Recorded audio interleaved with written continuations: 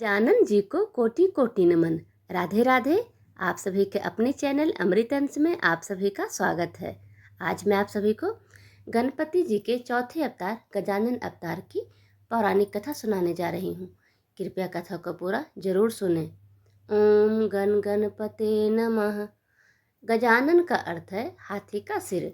भगवान गणेश का सिर हाथी के बच्चे का सिर लगाकर उन्हें जीवित किया गया था। कहा जाता है कि हाथी घने हरे भरे जंगलों में रहते हैं, इसलिए लोग अपने घरों में गणेश जी की मूर्ति रखते हैं, क्योंकि यह धन और समृद्धि का प्रतीक है। हाथी भी जानवर है।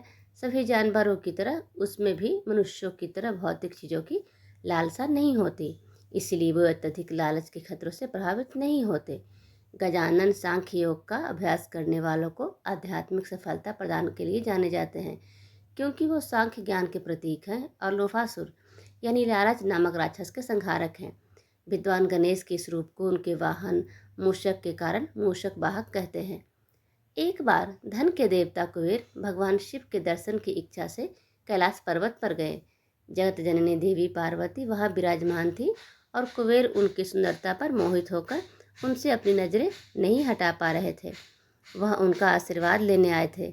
शिव पार्वती ने उन्हें समृद्धि का आशीर्वाद दिया, लेकिन कुबेर की नज़रें बार बार देवी पार्वती को ढूंढे जा रही थी। उनकी कामुक निगाहों को देखकर पार्वती का आहत और क्रोधित होना जायज़ था। वह शिव, जो अपने क्रोध के लिए जाने जाते थे, से अपनी बेचैनी भी व्यक्त नहीं कर सकी। जब कुबेर ने देखा कि उसने पार्वती को बहुत क्रोधित कर दिया है, तो उसने तुरंत अपने घृणित विचार त्याग दिए। कुबेर ने अपने व्यवहार के लिए क्षमा मांगी, क्योंकि वह पार्वती के क्रोध का सामना नहीं करना चाहता था। पार्वती ने कुबेर को क्षमा कर दिया, उससे वहां से चले जाने को कहा।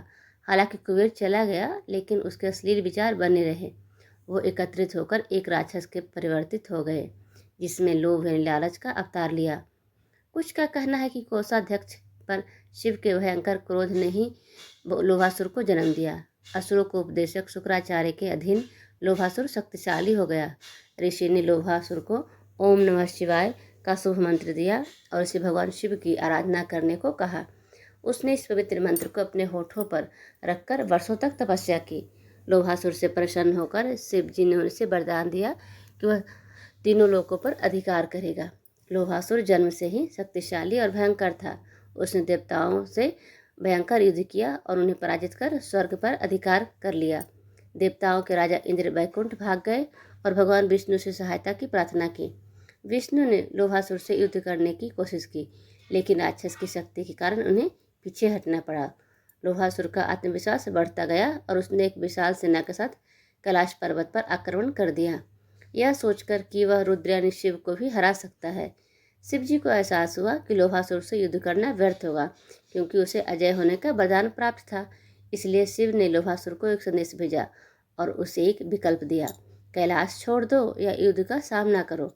लोभासुर अब निर्विरोध और आत्मविश्वास से भरा हुआ था। उसने आदेश दिया कि कोई भी धार्मिक अनुष्ठान, पूजा पाठ या दान पुण्य ना करे, अन्यथा उसे दंड भुगतना पड़ेगा।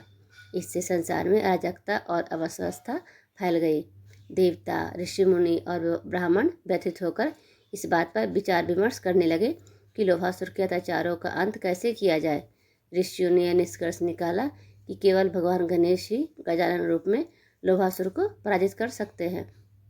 उन्होंने भक्तिभाव से गणेश की पूजा की, 16 चरण वाली पूजा और ध्यान किया। गणेश उनके समक्ष प्रकट हुए। उन्होंने राक्षस को पराजित करने का वचन दिया। भगवान गणेश ने शिव जी को लोभासुर से चेतावनी देने के लिए भेजा कि वह जो कुछ भी उसने किया है उसे वापस कर दे और अपने धर्मी आचरण को त्याग दे। यदि ऐसा नहीं हुआ तो गणेश भी उनका विनाश कर देंगे। लोभासुर समझ गया कि गजानन की सर्वोच्च शक्ति उससे परे है, इसलिए वह शिव के मार्गदर्शन में क्षमा मांगने गया। राक्षस ने क्षमा मांगी और भगवान गणेश ने उसे क्षमा कर दिया, जिससे संसार में शांति बहाल हो गई। देवता, ऋषि मुनि और ब्राह्मण प्रसन्न हुए और गणेश की जय जयकार चारों ओर फैल गई। संसार एक बार फिर सुख और सद्भाव से भर गया। भगवान गजानन सभी प्राणियों के स्वामी और सृजन, संरक्षण और संहार के परम स्रोत है। उनकी पूजा किसी भी बाधा को दूर करने के और दुनिया में शांति और आनंद लाने की शक्ति के लिए जानी जाती है। कथा सुनने के लिए आप सभी का बहुत बहुत धन्यवाद।